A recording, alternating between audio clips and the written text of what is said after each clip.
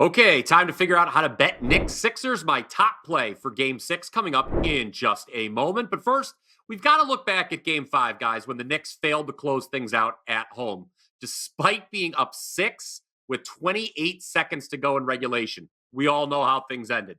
Sixers win 112-106 in overtime, thus extending the series to this 6th game, which will be in Philly, and the home team currently favored by 3. By the way, my condolences to anyone who had the under in game 5, as that bet obviously would have cashed in regulation, but it was killed by overtime. I'm going to have more on tonight's total for my best bet, but first let's talk about the side.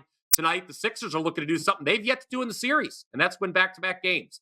Those looking to lay the points with Philly, however, may want to take note of the fact this team is just 3-6 straight up and 2-7 against the number this season when coming off an outright win as a dog.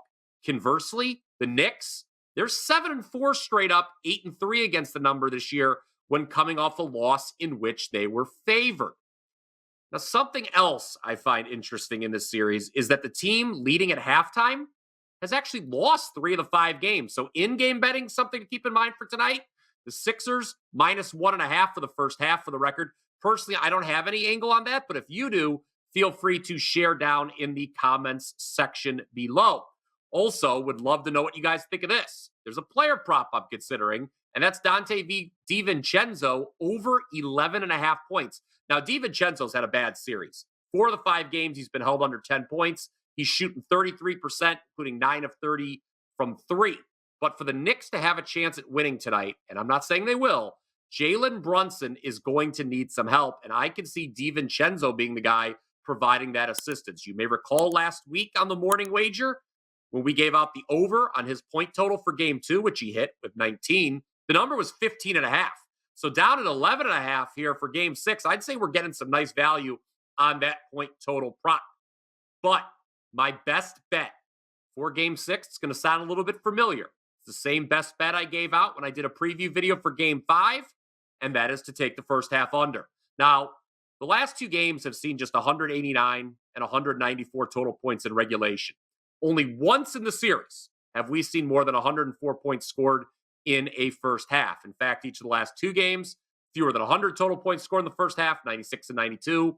That seems pertinent with this first half total currently set at 102.5 for tonight. We've seen some sharp money come in on the under, but I think the best value is the first half under rather than the full game. Once again, let me know what you think of that down in the comments section below. And don't forget to like and subscribe. We always appreciate your support here on the Wager Talk YouTube channel, where nobody has more content covering the entire sports betting landscape. You also won't want to miss my top-rated play in the NBA for Thursday. You can head on over to wt.buzz/BP to get that right now. I cashed over 70% of my NBA plays in the month of April. And even with last night's admittedly bad call, Heat first half +8, still on an 11-5 run in the playoffs. Totals have been my bread and butter throughout this incredible streak. I've hit 73% of over-under plays going back to April 1st, including an easy win on the under in game 5 of Bucks-Pacers. Wouldn't you know?